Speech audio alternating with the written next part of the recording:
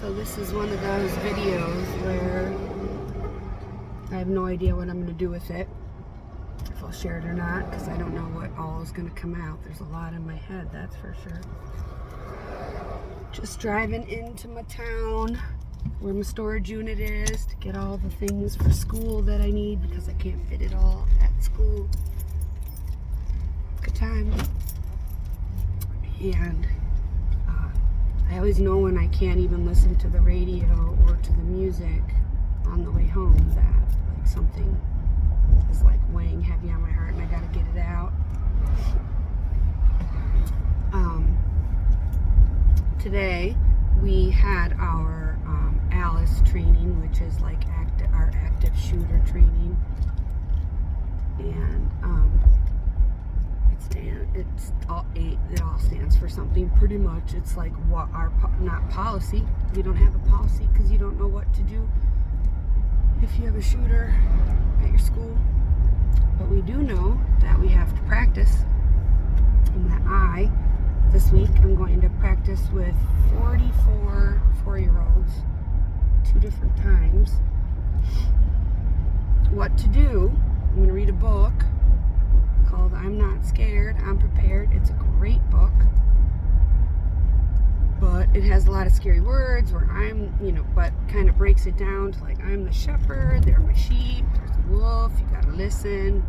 Well, I don't know how to explain to you like how that translates to how I've learned I can't even read like the whole sort of thing. I've got to even kind of simplify it down from the book. Therefore, and as you know, kids come from homes that are very, abrupt, about things. Not abrupt, but like, direct. Some people have different names. All the things, right? But we get trained in this every single year. It's wonderful. Like, we have all the tools that we need, all the things. There's the videos, the books, the slides. This has nothing to do with like my particular school district or anything actually specific to me, other than if you are a teacher that went through this sort of training at all this fall since the shooting at Annunciation, I just feel like there was a different sort of air in the room this morning. The only time I've really had it, I can liken it to, actually there's been 2, is the day of September 11th, when I was in a staff meeting and kept hearing my phone going off, and my niece at the time was sick, and a lot of things could happen, so that I always knew that if I heard my phone ringing a bunch of times I would have to run to it. And here it was, my sister, she was calling, but to tell me about September 11th. And here, as I'm listening to her, I know the rest of the staff and the principal are in a staff meeting, and I can like hear the kids gathering outside, like playing outside for the day. They hadn't come in yet. And that feeling of going in and then like telling her what I had just heard, the principal, and then just kind of all the things. And even the next day sitting at the staff meeting, like, okay, what are we going to say? How are we going to handle this? It's obviously, and then the second one would obviously be COVID, when they, we all sat in a meeting and they're like, here's what we're going to do. Here's how we're going to handle this. We have exactly like 1.5 days to like figure out how to teach these kids from your house, from their house, whatever. It's not a spoken feeling. It's not like something on the charts, but it was markedly different for me personally this year. Same information, same slideshow, same person doing it. But, and I thought about the whole way home. Was his language different? The officer, our officer that was doing it? Or was it all of us? Or did it just feel different? But it was more like, because they talk about, okay, here's what's going to, if this happens, if you hear this, what are the things you're going to do? Are you going to go out your door? You need to look, at all times you need to know when you're in the building, what is my closest exit? What would I do if something happened here? To be honest, I think most teachers have been doing that, parents even, for probably years now. But then it came to, okay, and then find unlikely ways, which is our classroom window, which we're thankful. I have it all set up. Somebody just asked me this last week that works in my classroom now, a new sped para. And I said, actually, that's why this stool, that's why I have this station right here so that these kids can step onto this, onto the counter, and then I'm going to hoist them out the window. We've practiced this every single year.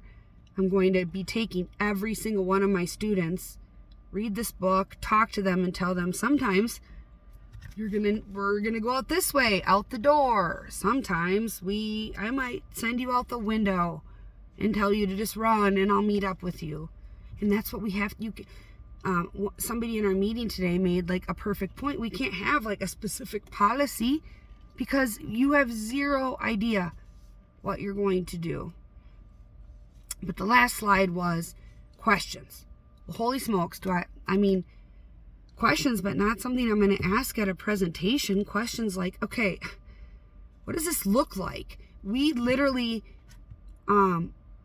they're 4 and they're 20.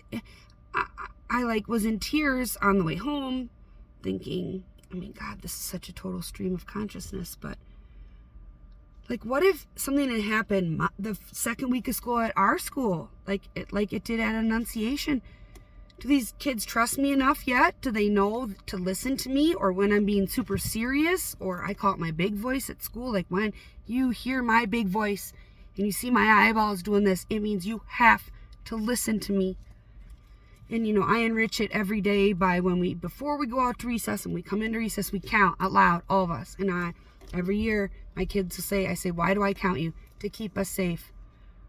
And I tell them, I'm going to count you on the way in. And if ever that number's not right, I will never stop looking for you. I'm coming for you. I promise. The kids will answer that. I believe it. But then you start to think, okay, so our district's plan is the rally point is our district office, which is across our entire open playground, which it has to be, right? Or, and then over a fence or around a fence to across the practice soccer field to the district office. I'm thinking, questions. What are my questions? Okay, am I sitting back?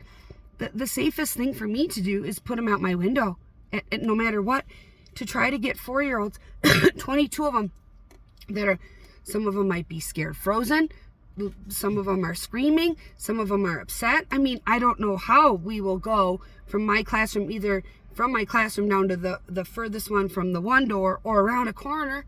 But every exit at our school, like every place else, has 2 doors you have to try to get through. And if you've ever tried to get a group of 22 or sometimes 30, if it's the end of the day, 4-year-olds through a door, you have to teach them, put your arm out, everyone at our school says that we have to teach the kids to keep their arm out, to keep the door open for them and the next person. Don't stop, keep going. But that's not going to work. I'm going to have kids trapped between the 2 doors. The door is going to shut. They're not strong. So my question is, am I staying back with them? Am I getting everybody through? And then they have these things now called your Go Bucket, which is brilliant. It's got like a tourniquet and all things. There's 0 chance I'm going to be able to hold a bucket. I guarantee you I'm grabbing a couple kids and hauling them with me. The thought of the distance to us getting anywhere from our window somewhere for cover is, and we're on a campus with all 3 schools. I'm just thinking of it right now. Am I trying to stay put? No, that's not the thing. We were taught that sitting ducks, people that hide, are the victims. I guess I just don't understand it. So then we just tell them, just run. I'm going to find you, to like the woods? That's the other option. How am I finding them all? What am I doing? Whatever it is, I'll do it. And I know on that day, I'm going to do the best I can. But as I'm saying it, that was the feeling today. It's always, over the years, it's gotten increasingly like, okay, oh my gosh, the chances of this happening are not so obsolete. They're not so obsolete. And then you look at Annunciation and you think, oh my God, that person was just right outside the windows. They didn't even have to get into the school. Okay. Okay. I mean, I get it. How can you even come up with a plan then? I mean, well, we will. We learned how to barricade. I do have a place I feel like we could go if somebody was outside the... You have to think of where your windows are. Can they see where I'm going to put the kids? Like, where can we get out? But the feeling today for me felt more like I had a way more vivid picture. And I was really more making like this blueprint in my mind of like, this is what we're going to have to do.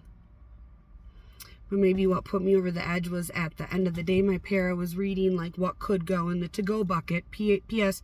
Those are brilliant. And if we're in our classroom or trapped somewhere, that's great.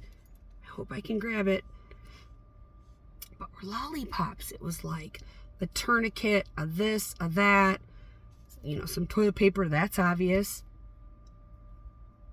But this lollipops, and my first thought was, I said it out loud to her. I said, to keep them quiet. If they're scared, to keep them quiet. I don't know if that's what it's for, but man, if that's what it's for,